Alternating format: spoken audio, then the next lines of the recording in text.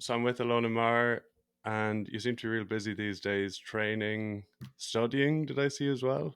Doing corporate I am, finance. yeah. I'm getting my MBA, and I'm in a corporate finance class, and I have no passion for it. But I'll do it. I'm getting through it.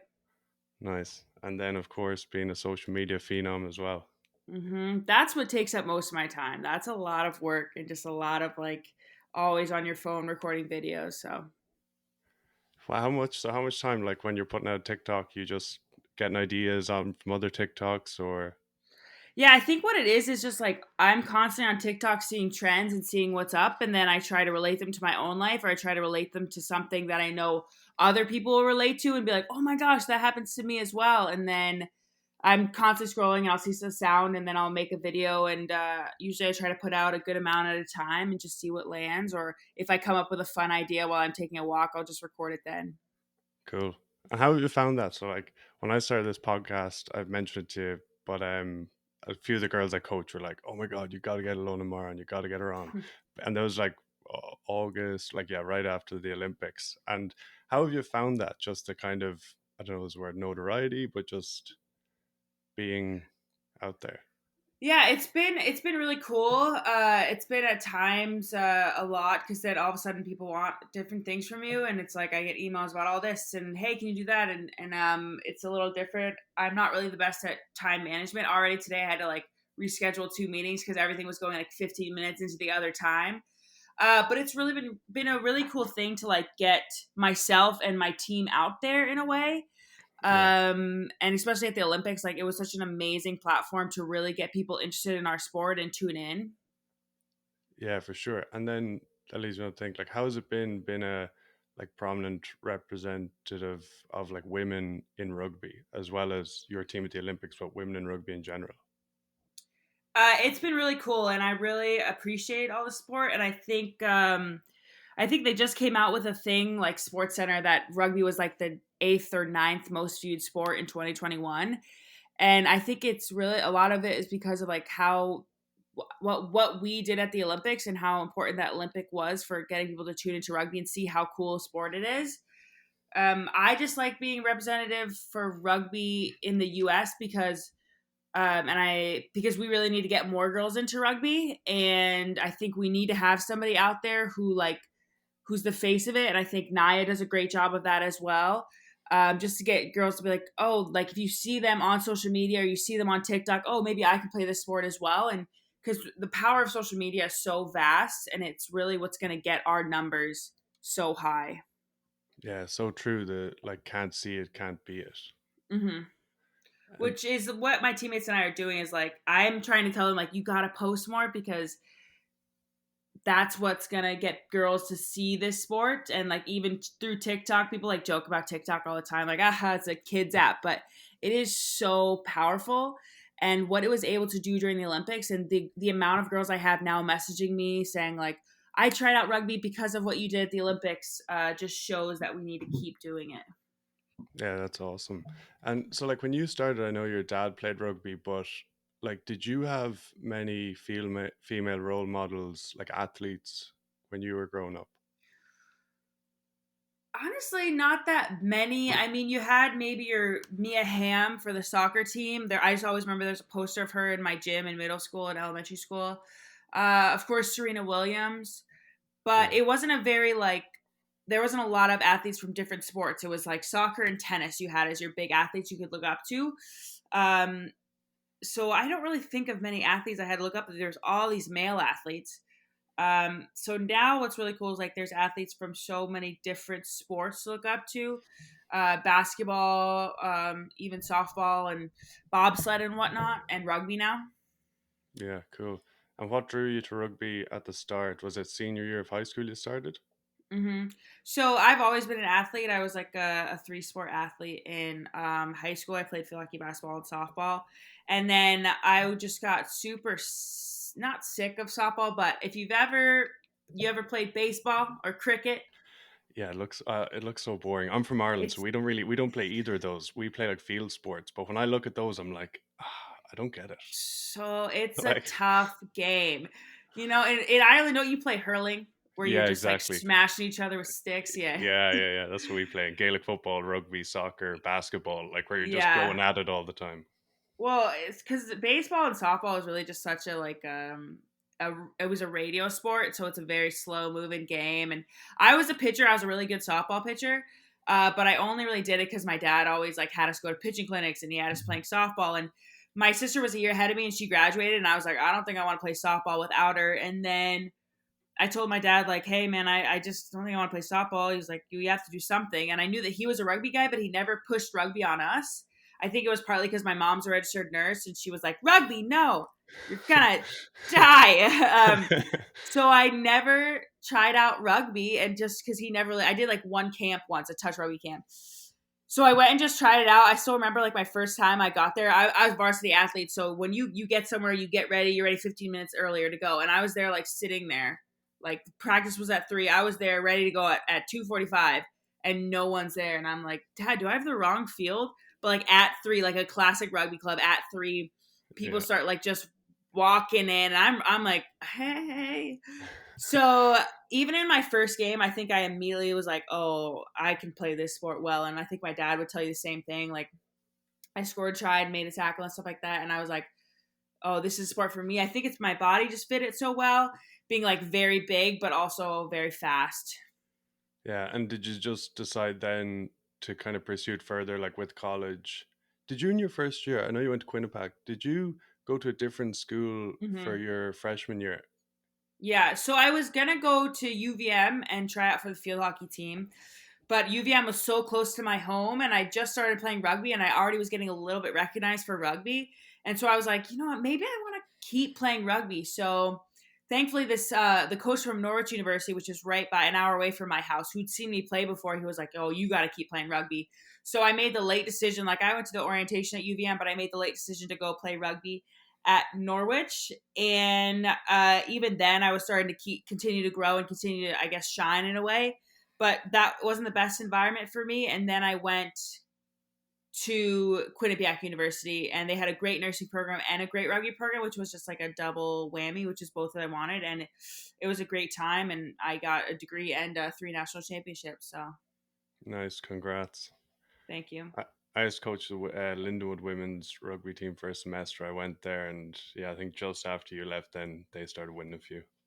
Yeah, it was like, Yeah. that Linden one's good, and it's kind of cool to see like these teams that are coming up with like all these great players, because it was only like a couple teams that were really in vying for like the top spots, but now a lot of teams are really getting better because they're getting that school funding and whatnot. I don't know about your team. Like, are you guys still a club in Canada? No, we're like well funded, which is awesome as Oh, well. But nice. it's only in the last like 5, 7 years, kind of. Like I hear about what it was like before. I moved like 3 years ago, but before that, they were saying like they barely had jerseys, blah blah blah, and but now it's like really well funded. It's like it's a varsity sport, so it's Hmm. yeah, it's awesome. Which is what was great about my school I went to, Quinnipiac, was that it's an NCAA sport. Some schools in the US are NCAA sports, and like we got full funding, full gear. We were treated like a D1 Mm, program, and I mean we had athletic scholarships, which are amazing for rugby. So I just think that's the way it has to go, because most men's teams in the US are still club.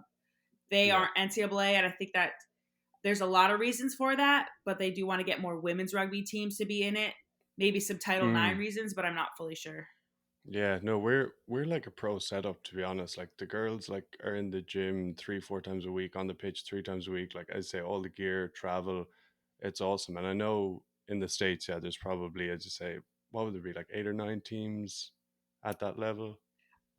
It's like uh I think something like maybe 13 that are Okay. NCAA teams, Okay. but they're D1, D2, D3, so they're not Yeah, all yeah, yeah. D1 teams. They're spread across. Yeah, I hear I you. actually played in Canada. I played McGill. You guys play them ever? Oh They're yeah. like the Yeah, opposite they're sides. out. Yeah, they're Yeah. out east. They're good. They were pretty good. We like got to play them, and then we played another team in Canada. I think in Ottawa. Would you know what that one was called? Yeah, maybe the GGs, I think their name is Ottawa. Uh, Yeah, they got the I think yeah, they got to the national championship final this year. They're good as well. oh, Yeah. How did you great stuff. find balancing the nursing degree with school or with rugby? It was definitely tough. because it's nursing is one of the tougher majors, I think, just because of time required, and you have to do clinicals. So I had to do two clinicals 2 days a week, which were they had to be 8 hours long. So I had to be in the hospital for 8 hours a day, which is usually your practice time. So thankfully, I had an amazing coach who was able to work with me on that. Like I missed Thursday practices because of clinical, and then I'd have to maybe come late to other ones, or I'd have to make stuff up, and even traveling for games, I'd have to go to all my professors. But I'm so thankful for my professors because my senior spring and even senior fall, there were so many rugby tournaments I wanted to do. I wanted to go to Barbados, and I did New York Sevens, and then I wanted to do Las Vegas Sevens. And I kind of told them like, hey, I want to play for the USA team a little bit. These are going to help me. And they, let me go to all these tournaments, and I'd have to make stuff up, but they really worked for me. And I think they're also a reason that I was able to get my nursing degree while also playing for the USA team. Nice. And did you start knowing at that time towards the end of your degree that you wanted to kind of pursue rugby full time? Yeah, it wasn't until I would say like slightly in my summer between junior and senior year. Like it wasn't even on my radar for that. Just because you get you work so hard for a nursing degree, and then I also wanted to go to med school at some time. So that summer, then I was like, okay, maybe I want to continue playing a little bit, and then I think it was the end of my senior fall when I was like, oh, this is something I really want to pursue, and I want to put a lot of effort into it. So I'm so impressed with myself, my senior spring self, because I did worked out on my own like three times a day on my own, 2 times a day. I was doing conditioning sessions just because I was like, I want to be not only the best student, the best nursing student, but I also really have a goal of playing for the USA team. So I spent that senior spring was just like me on my own, working hard in both aspects. So honestly, I'm impressed with her. She really did it. Yeah, impressive. And she must have kept going as well because you're doing all right now. Yeah, she's continuing She's on. still there. Yeah. She's And still there. where did that come from? Like, did that come internally that you just decided, or did you have like someone like kind of a bit of a mentor or someone helping you out, or It wasn't. It was kind of like everyone just kept telling me, "Oh, you can be an eagle. Like you're really good. You can do this." And it wasn't on my radar because really professional sports aren't on any women's radar, I would say, yeah, because it's just there's not much opportunity for it. And I didn't really fully know the landscape of what was possible. Of you could get a contract for sevens. So everyone's just telling me, and then I would like, oh, I'm thinking about, going to play for the USA team. And all these nurses were like, yeah, do it. Like, go pursue your Olympic dream because there will literally always be sick people, but it's yeah, not often you can go to the Olympics. So I have my nursing degree. I'm a registered nurse, but I've actually never used it. But it's always nice to have that in my back pocket while I pursue my Olympic dream and this career that not many women get to do. I think is something that was so special. So I wanted to really focus on it. for sure. And do you think that's something you're going to go into after? Like you're doing the MBA now. What are you kind of thinking? I think about it, but I don't. It would be. It's going to be such a change going from like spending 8 hours a day outside playing the sport I love with my teammates to then being in a hospital setting. I don't know. It's just like I'm gonna see Yeah, because it'll be so different. But I would love to get into coaching or travel coaching and like go around and play for some other teams in other parts of the world. I'm getting my MBA really because it's free, and I told my dad, and he told me I had to. And then, but then also because if I do get into the nursing realm or any other realm, and there's an opportunity for a higher position, I don't want to be looked over. I yeah, want to be like I have this, so I should be a good candidate for that. And I don't want to be like, damn, well, if only I'd had that, I could get higher. So that's why I'm doing it. Not too much passion for it, but it's been fun. yeah. And you mentioned there like other parts of the world. I think it's really cool. The Super Rugby, the women's Super Rugby starting up now, and obviously the Premiership in England is going a couple of years. But is that something you're thinking of looking at in a few years' time after maybe another Olympics or? Yeah, so after I think Paris, I would love to go play somewhere else. I've learned now like you spend so much time focusing on, your USA team and that's all you do, and I think I might need just a little break afterwards, at least after this one, just to maybe find the love again, play some club again. So I would love to play in the Premiership. My dad always watches that. The level of play in the Premiership has just increased Mm. dramatically, and it's just so cool to watch. I'd also like to just maybe go to a team that isn't like a country that isn't known for its rugby, and just be like, hey, let's do it, and help them, and they help me. I love going around meeting people and going to different places. So if we can put a call out on this podcast in 3 Yeah. years, if Do you want to go anybody, to Ireland? Yeah, maybe if you want to go I'll to go to Ireland for Ireland. a while. Yeah. I think a teammate of mine, Tess, is playing for Railway. Oh yeah, they're good. They're in Dublin. They're like one of the Okay. top teams. Damn. All right. Well, that's an opportunity. We'll see. Yeah, for sure. And then when you were leaving Quinnipiac, how did it come about the USA? So like you were training hard, you were working away, and then how did it come about? Because pretty quickly after you graduated, you went in, didn't you? Yeah. So I did those tournaments like Las Vegas and New York and Barbados to get seen by the USA team. So I did Barbados and New York and then got a call and was like, hey, do you want to come out for a camp in January? So I went out for a camp for the USA team in January for a week. And then I had to go back to school because I had to finish my degree. And then I went to Las Vegas and for that, Las Vegas was in the middle of the spring semester and I just trained specifically for Las Vegas and played really well in Las Vegas, and then got the call out right after I graduated. It was like, hey, we want you to come out to the USA team. So literally a week after I graduated, went out to the training center, had a camp week, was selected for Paris, the Paris tournament. Went to the Paris tournament, had no idea what I was doing. I was like, I probably shouldn't be here, but I'm very excited to be here. And then 2 months after that, was selected for the World Cup team and played in the World Cup. But honestly, I had no idea what I was doing then. I still think like, why was I selected? But super grateful to be. And then in the fall was when I really felt like, okay, this is my team. I've made it. Cool. And what was it that helped you think I've made it? Was it the experience or like get I, comfortable at that level? yeah, I think it was feeling like I could go on the field and knew what I was doing, what we were all doing, and being on the same page with what the defensive structure is, what our attack focus is.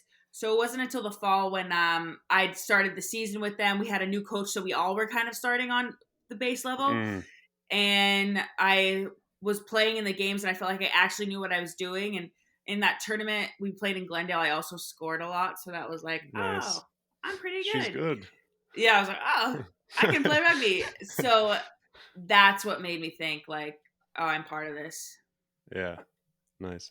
What's been your best moment in rugby? There's a lot of great moments. I mean, going Yeah. to the Olympics was amazing. Like walking out in the opening ceremonies was so cool because you work so hard for something, and everybody at some time probably wants to be an Olympian in their life, Yeah. and then to do that was awesome. Playing in front of my family is always great. It just there have been so many great moments that rugby has given me, and I'm so appreciative of it. Playing in Cape Town, South Africa was amazing. Going to the Pan Am Games, all the people I get to meet. It's just a sport that, like, I think a reason I preach for girls to get into it is it can literally change your life and give you confidence and take you around the world, and it builds you a social network in all these places. Yeah, for sure. That's awesome. And something I saw you say in an interview before, I think it was just at the Olympics or after, which was cool, is that you said like I'm an athlete, but I'm so much more than that too. Yeah. Talk to me about that. I think with that, and I'm actually going to do a TEDx talk on it. Awesome. Just that, no, I was like, Cool. what? That'll be a good one for the I CV as well. know. Yeah. Oh my god! Like they called me. I was like, "You want me to? All right, I'll do it. Oh yeah. I'm a TikToker. Okay." Yeah. I can do 20 Um, seconds, but 18 minutes. Okay, I'll have to work on yeah, that. they're making me memorize it, and so I'm like, every day I'm just trying to memorize it all because I don't have any brain power anymore. Memory is gone. I used to be able to remember full phone numbers. I can't remember four numbers anymore. But I think with that, it's that hashtag I use is Beast Beauty Brains for myself. My teammate and I once came up with it, and I just want to stress that as women, maybe sometimes we're put in a box. Like I have the body type of an athlete. I'm very strong, very big, so, and then I'm a rugby player. So it's like you're put in this box of being a rugby player, and there's so many like stereotypes that go along with it. So my Beast Beauty Brains hashtag is that I can be a very powerful beast on the field and I can wreck people and I can run hard, but I also in that can be very beautiful and I feel beautiful when I'm playing that way, and I can be very beautiful off the field. And then Brains is that I'm pretty smart. So Yeah. just kidding, but like I'm getting my MBA, so like I'm a nurse, but also I'm a aggressive rugby player. Um, as an athlete, we are like, and as Olympians, we're expected to be like almost perfect. I think that was one thing that people stuck to in the Olympics, was because they think of Olympians as being the coolest. They're the top of the top, and then seeing me, an Olympian, like being weird or quirky or like thirsting after other Olympians, it's like, oh, they're human too. They're people just like us. So I wanted to show that side, because it's athletes are thought of as, six packs, and oh, I will never have a six pack. So there's just all these things that I want to kind of split from, because their athletes come in all shapes and sizes, all personalities. That's awesome, and it's so how important as well, because when people retire, if you see yourself as just a rugby player, just or whatever, then when people retire, they kind of lose their identity. So it's so important as well, just to like, you're a nurse, you're a friend, you're a player, you're whatever, all Hmm. these other things as well. Thank God I'm a TikToker. Yeah, Dodged yeah, a bullet. yeah. And has I know the Olympics is obviously extremely tough. I heard you talk about that, but has your love for rugby, being a rugby player, ever been tested? Uh, after the Olympics was a very dark time for me. I would say I was depressed in a way, just because, and there's all these sort studies on it, like post Olympic blues that people go through, Mm, because you spend your whole time, we spent 3 years really just training for the Olympics and getting a medal at the Olympics. And then you go to the Olympics, and especially in our sport, and like track athletes, like they have literally a 12 seconds to whether or not they're going to win a yeah. medal. And for us, we have 16 minutes, whether or not we can continue to compete for a medal. So that one was really hard for me to, when we fell to Great Britain, especially a team that we'd beaten a lot, a time and time again. And I personally like took it on myself as feeling like I made some mistakes that caused that loss. And I know it's a team sport, and people always tell me that if when you win a game, you would never say, "Oh, I won that game for us." But it's so much easier to say when you lose a game, I lost that for us. So I felt that in my heart, that I blamed myself for it in a way, and that is never, don't, it's a bad feeling, because Mm, I spiraled into a hole, and I think there was a time when I did kind of lose the love for it, or I just didn't know if I deserved the love for the game anymore, and to continue to love it because of what I felt like I had done. So that's kind of why I think after Paris is one of the reasons I would love to go play somewhere else, because I just saw what a stressful time it was. And if it doesn't maybe go your way, you need that time to take back. And I got really into going to guest coach at like college teams, high school teams, just to like see other people loving the game. Cause then it was like, oh yeah, I love this game. And they kind of showed me like, yeah, I didn't win a medal, but I did so much more for the sport of rugby. And that really helped me through. I wouldn't say I'm fully over it. Sometimes I'll look at pictures, or even talking about it really gets me like in a emotional state. But I've never lost the love. I've just kind of maybe just been apart from it for a little bit. yeah. And what has helped you get out of that, or work out of that? Like that whole. Uh, it's been, well, I spent a lot of time with my family, and they like, with my family, I can't ever fake it around them. I'll sneeze weirdly, and they'll be like, "That girl's depressed." So I was with them for a while, and they just knew that things were not good, and I could just be myself and really feel my feelings, I think. But as I was saying, it was like going to those college teams and going and coaching and seeing like these girls get so excited to see me and see their love for the game. And that I think really helped me. And it made me like, oh, there's so much more I can do with rugby. I'm not just an Olympian. I'm not just an athlete. I can be a coach, someone to look up to. So that really helped. And then getting back into rugby slowly also helped. Like at Dubai, which we just played, I was super nervous my first game. I was kind of in tears, like had to go talk to our sports site guy, and just like took minutes to be mindful and really breathe through it, because it was stressful to go back out there again. And do you use what, like breathing to help yourself before games or to like calm nerves? So we do like breathing practices. I've been really getting into just like to, all you focus on is your breathing because there's so Mm, many other things you want to focus on, but just focus on like you count your breaths like one, two. And then before games, I just like to write down what I want to do in the game, just very simple. I think what's one thing I always write down is just do your job because I don't want to try to do anything spectacular or score 5 tries or do this amazing thing. I just have to go out there and do my job, and my job will be enough. And I also write down just to enjoy it because if I don't enjoy the game, then I think that'll be a problem. cool. Yeah, 100%. And any other things that have helped you with like the sports psych side, like working with that person? I think it is reaching out for help and it is being very vulnerable. I've been trying to be very vulnerable on TikTok as well about what I'm going through, and showing people like that I did went to see a online therapist and I talked to my sports psych guy and I had just showed that again the athlete part we also struggle and Olympians are go through a lot of mental health issues as Simone Biles was showing as Yeah. Naomi Osaka, like it's really prevalent, but they've always been kind of pushed down because you're an athlete, you have to be the best. I think having your friends or someone key that you can talk to. I have an amazing best friend who she went to the Olympics as well, but I was just in a darker place than her. Having my sisters and also having an outlet. So for me, it was going to work out constantly and going out with my coach, my strength coach, who I really love, and he really helped me as well. Yeah, it's so important that athletes do speak out about the tough times as well because you don't see it. And then I know it's not the case with rugby about getting paid, but people say, oh, she gets paid so much money. Like they get, they can't be that way. And it's like, get it, that's ridiculous. Yeah.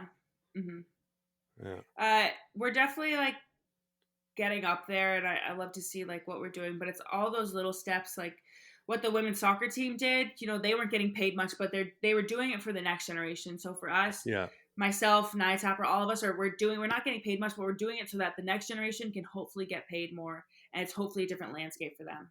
Yeah. And just before you leave, so how does it work with the USA, the women's seven? So like how many players are contracted in the group?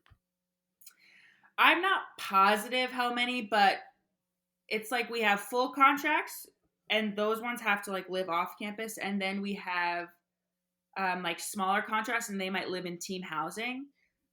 We're so blessed though that we are able to play sport as a job.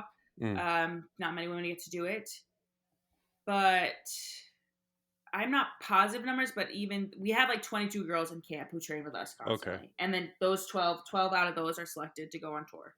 And the 22 are pretty much full time, like they're not working other jobs or Some of them do still work other jobs. Those who are usually not on full contract will work okay. other jobs. But a lot of us don't who are like on maybe the fuller contracts.